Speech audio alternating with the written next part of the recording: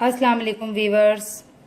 आज मैं आपके साथ शेयर कर रही हूँ बादाम नान खताई की रेसिपी, जो कि बहुत ही एक फेमस जगह है। खलीफा की नान खताई इस नाम से मशहूर है। आज हम आपको वही बनाना सिखा रहे हैं, खलीफा की नान खताई और बादाम वाली नान खताई। इसके लिए आपको चाहिए मैदा 2 कप, घी 1 कप, चीनी 1 कप, बादाम हाफ कप, आप चाहें तो 1 कप भी यूज कर सकते हैं। इलायची 3 इलायचियों को मैंने पाउडर जो है बना लिया है। 3 इलायची थी ये, और 1 टीस्पून मेरे पास है बेकिंग पाउडर, और 1 अंडे की जर्दी है। आइए मैं आपको इसका मेथड बताती हूँ। सबसे पहले मैं मैदा, बेकिंग पाउडर और इलायची को मिक्स कर लूंगी।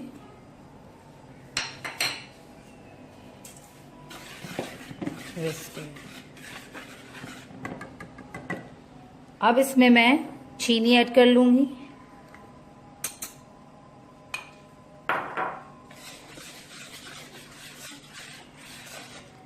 इसी में मैं बादाम डाल लूंगी।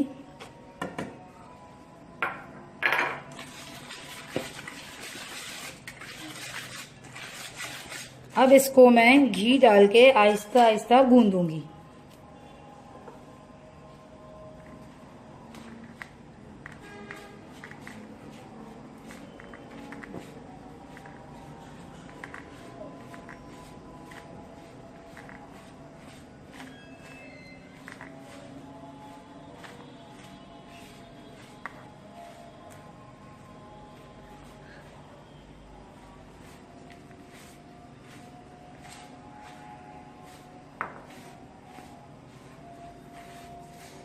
आप इसमें असली घी इस्तेमाल कीजिए। असली घी की बहुत ही ज़बरदस्त खुशबू आती है।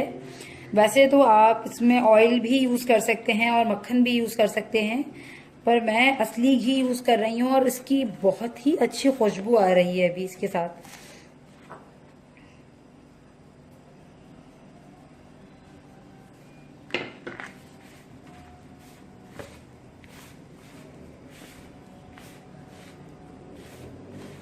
इसको मैं अच्छे से गूंदूंगी, बिल्कुल सॉफ्ट डो बना लूंगी।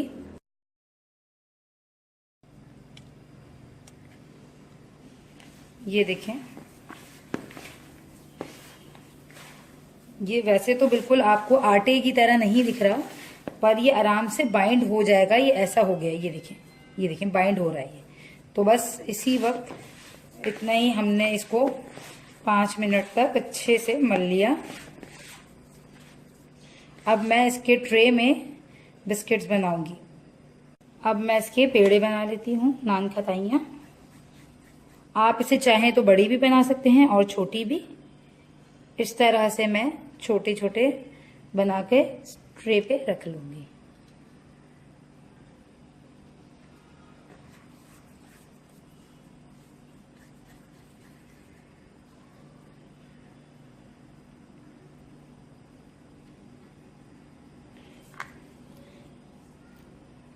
ये मैंने अपने बेकिंग ट्रे में नान खताइयाँ बना ली हैं।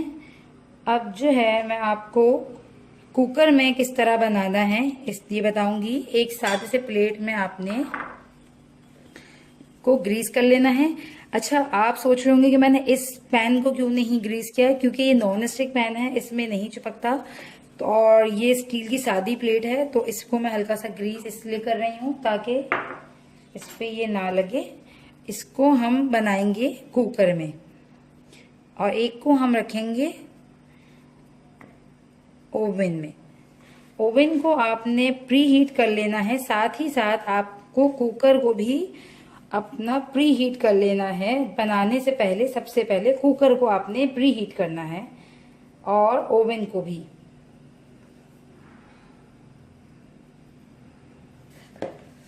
ये तमाम मैं इसमें इस तरह से बना लूंगी। अच्छा, अब परेशान मत होइएगा कि अगर ये झुरझुरी सी हो रही हो और फट रही हो, तो आप इसको ये देखिएगा, इस तरह जब आप इसको दबा कर बनाएंगी तो ये बाइंड हो जाएगा। ठीक है, इसको बनाने का तरीका देख लें। ये वैसे तो ऐसा है, पर जब आप इसको हाथ में लेकर ऐसे दबाएंगे तो ये इस तरह शेप बन जाएगा।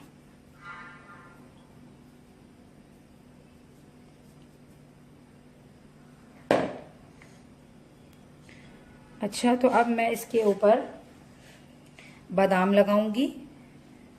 पहले मैं एग योग लगा लेती हूँ हल्का सा।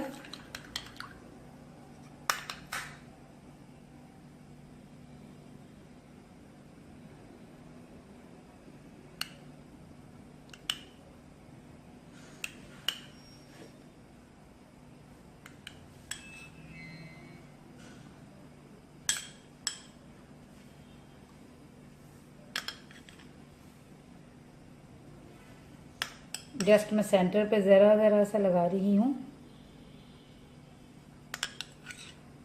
पूरे पे मैं नहीं लगा रही। आपने देखा होगा अक्सर नान खटाई के सिर्फ सेंटर पे ही ब्राउन कलर होता है हल्का सा, ताकि जब मैं इस पे बादाम रखूं तो ये अच्छे से इसमें चिपक जाए। बस दैट्स इट। ये मैंने कुछ बादाम ले लिए हैं साबुत। अब इनको मैं इस तरह से इस पे गार्निश करूंगी। ठीक है,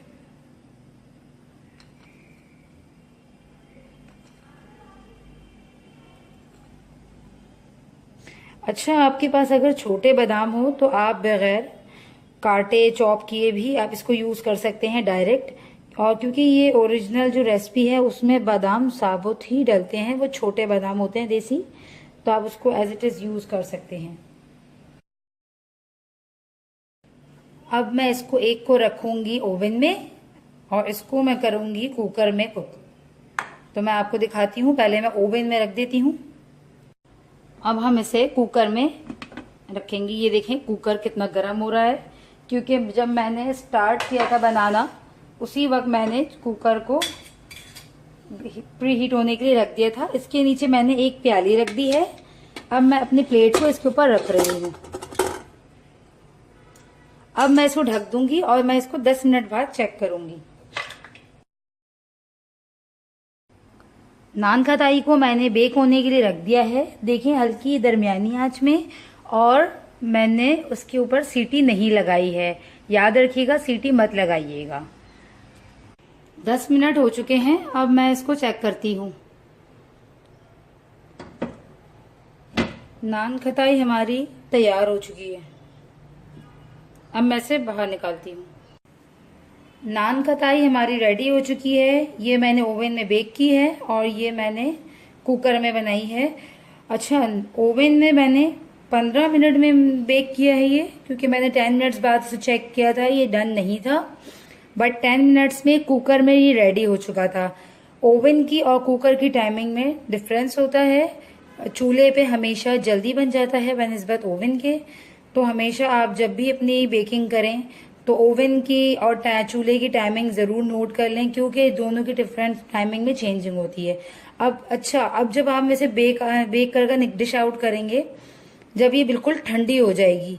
अभी ये गर्म है, अगर मैं अभी इसको बिल्कुल हाथ लगाऊंगी, ये छेड़ूंगी तो ये टूट जाएगी। जब ये गर्म होती है तो ये सॉफ्ट होती है। जैसे जैसे ये ठंडी होगी ये क्रिस्पी और खस्ता हो जाएगी। फिर हम इसे डिश आउट करेंगे। नान खटाई हमारी बिल्कुल ठंडी हो चुकी है। अब मैं इसे एक नाइफ की हेल्प से इस तरह से उठा लूंगी।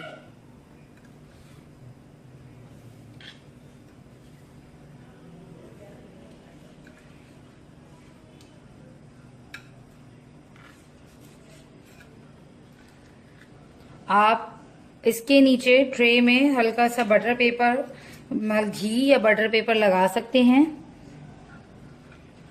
मैंने कुछ भी नहीं लगाया था क्योंकि ये मेरा नॉन स्टिक पैन है। अगर आपने मेरे चैनल को अब तक लाइक और सब्सक्राइब नहीं किया है तो मेरे चैनल को सब्सक्राइब कर लीजिए, ताकि आप तक मेरी वीडियोस पहुंचती रहें मेहंदी और कुकिंग से रिलेटेड। ये देखिए लास्ट वाला भी मैं,